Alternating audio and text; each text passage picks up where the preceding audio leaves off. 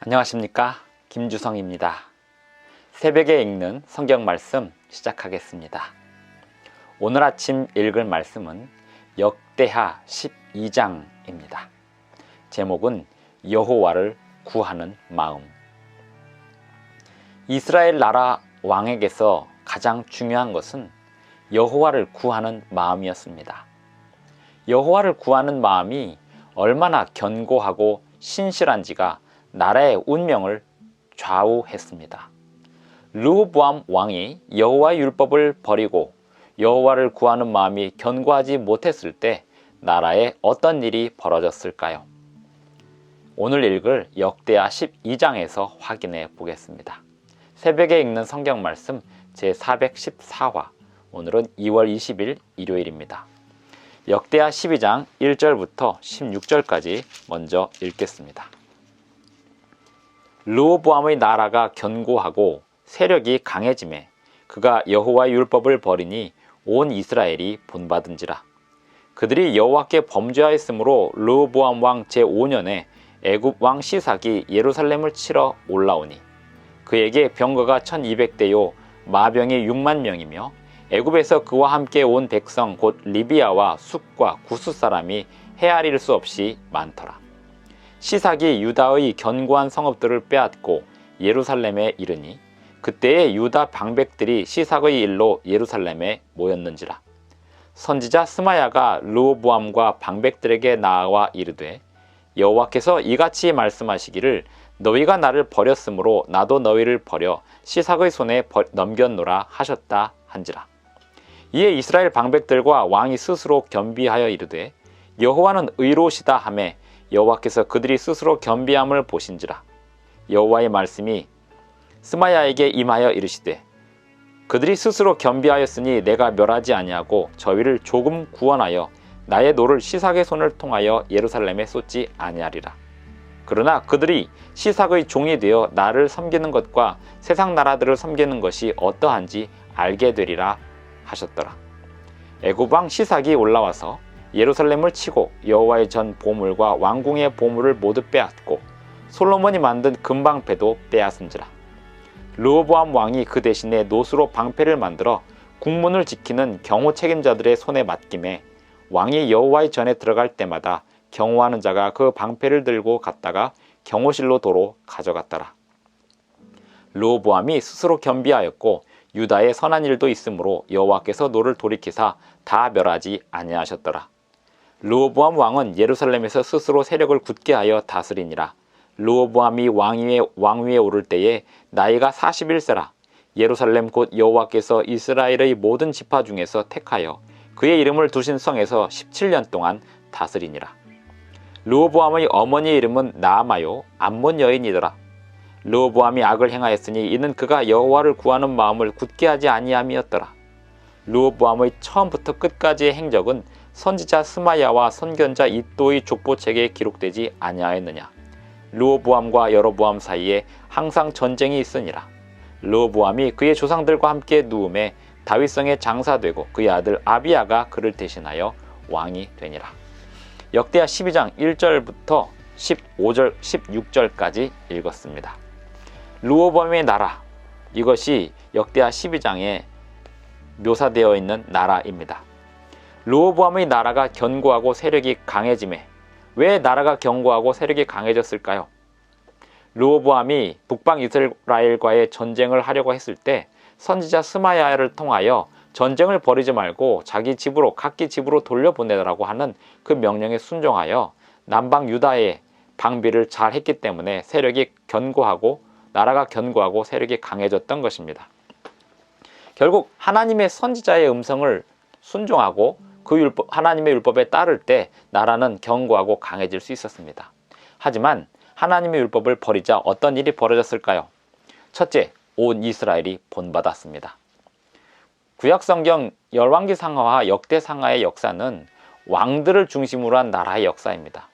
왜일까요? 왕들은 영향력을 끼치는 사람들입니다. 우리는 이 구약성경의 역사에서 왕들의 선택이, 왕들의 행위가, 왕들의 마음이 백성들에게 영향을 끼쳤다는 점을 중요하게 관찰해야 합니다. 오늘 우리는 모두가 다 그 왕들의 입장에서 성경을 보아야 합니다. 우리의 선택이 우리로 하여금 많은 사람에게 영향력이 된다는 사실을 우리는 잊지 말아야 합니다.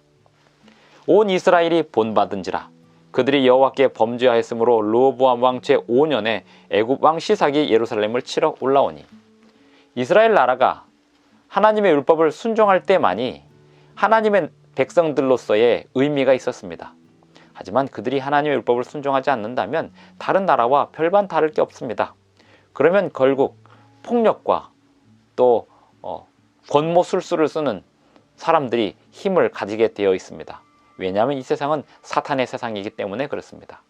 사탄의 세상에서 힘을 가지려면, 또 권세를 가지려면, 세력을 가지려면 하나님의 말씀에 순종하여 그 사탄을 이기는 것밖에는 없습니다.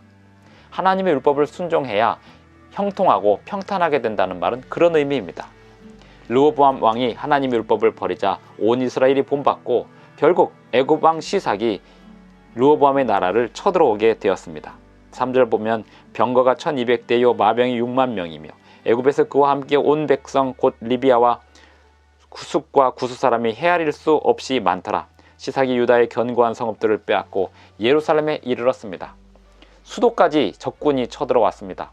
수많은 사람들이, 군인들이 쳐들어온 것입니다. 왜 그럴까요? 그럴 수밖에 없죠.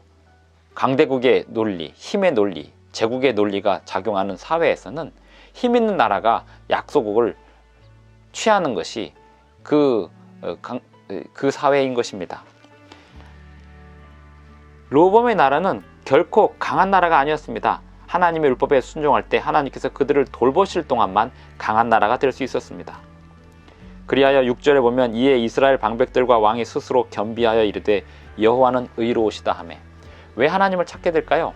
결국 자기들의 힘으로 안 되고 자기들이 본래 연약한 나라였다는 사실을 알게 되면 하나님을 다시 찾게 됩니다. 하나님은 의로우시다. 사사시대와 뭐가 다를까요? 사사시대에 그 나라 전체를 지배하는 왕이 없었지만 하나님을 찾고 하나님 앞에 겸비하면 하나님께서 그 이스라엘 나라 지파들을 강하게 하시고 사사들을 일으켜서 그 나라들을 구원하셨던 것처럼, 역시 이 왕조의 역사에서도 하나님의 말씀에 순종할 때 그 백성들을 하나님께서 구원하시는 모습을 볼 수 있습니다. 그리고 하나님 말씀에 불순종하면 이방 사람들에게 제압당하는 것이 당연한 이치입니다. 7절 여호와께서 그들이 스스로 겸비함을 보신지라 여호와의 말씀이 스마야에게 임하여 이르시되 그들이 스스로 겸비하였으니 내가 멸하지 아니하고 그들을 조금 구원하겠다. 왜 조금일까요? 그들이 이스라엘 백성들이 하나님을 찾는 그 마음이 조금이기 때문에 그렇습니다. 하나님을 온전히 섬겨야 하나님께서도 온전히 구원하십니다. 그러나 그들이 시삭의 종이 되어 나를 섬기는 것과 세상 나라들을 섬기는 것이 어떠한지 알게 되리라. 하나님을 첫째로 섬기지 않으면 사람은 사람을 첫째로 섬기게 되어 있습니다. 하나님의 종이 되지 않으면 사람은 사람의 종이 되게 되어 있습니다. 하지만 하나님을 첫째로 섬기면, 그리고 하나님의 종이 되면, 하나님의 온전한 종이 되면 사람의 종이 되지 않습니다. 9절 애굽 왕 시삭이 올라와서 예루살렘을 치고 여호와의 전 보물과 왕궁의 보물을 모두 빼앗고 솔로몬이 만든 금방패도 빼앗은지라. 솔로몬이 만들었던 그 금방패들이 바로 그 아들 때인 르호보암 때 다 빼앗기고 말았습니다. 그래서 르호보암 왕은 금 대신 노수로 방패를 만들고 호위병, 시위대를 두어서 왕궁을 드나들 때마다 그 시위대의 보호를 받아야 했습니다. 이토록 연약하고 약한 상태가 되었습니다. 12절 르호보암이 스스로 겸비하였고 유다에 선한 일도 있으므로 여호와께서 노를 돌이키사 다 멸하지는 아니하셨다고 성경은 기록합니다. 르호보암이 하나님의 말씀을 순종할 때 하나님께서 그 나라를 견고하게 하셨지만 곧바로 하나님의 율법을 버리자 하나님은 그 나라에 애굽 왕 시삭이 쳐들어오는 것을 허용하셨습니다. 그리고 솔로몬 때 만든 그 금방패도 다 빼앗기도록 허용하셨습니다. 하나님께서 왜 이렇게 허용하셨을까요? 하나님은 하나님의 율법에 순종하는 백성들을 위하여 힘을 발휘하실 수 있습니다. 그것이 정의이기 때문에 그렇습니다. 이 세상의 정의는 죄와 사탄이 지배하는 정의입니다. 하지만 하나님이 지배하는 정의가 사탄을 이길 수 있습니다. 그렇게 되려면 하나님의 백성들은 하나님의 율법을 온전히 순종해야 합니다. 여호와를 구하는 마음이 온전해야 하나님의 백성들이 사탄의 백성들을 이길 수 있습니다. 그러므로 이스라엘 왕들에게 그랬듯이 오늘 우리에게도 꼭 필요한 것이 있다면 여호와를 구하는 마음, 그 마음이 온전해야 한다는 것입니다. 부분적인 마음으로는 안 됩니다. 온전한 마음으로 여호와를 구해야 이 세상을 이길 수 있습니다. 세상을 이긴 이김은 예수님을 믿는 믿음입니다. 예수님의 믿음입니다. 예수님을 온전히 신뢰하시는 저와 여러분이 되기를 바라면서 역대하 12장 읽기를 마치겠습니다. 기도하시겠습니다. 하늘에 계신 우리 아버지, 온전히 주님의 종이 되고 온전히 주님만을 섬기겠사오니 이 세상의 사람들을 이기게 하시고 이 세상의 모든 관계에서 승리하게 하여 주시며 하나님의 빛을 세상에 증거할 수 있도록 도와주시옵소서. 예수님의 이름으로 기도하옵나이다. 아멘. 감사합니다. 오늘 하루도 행복한 하루 되시기 바랍니다.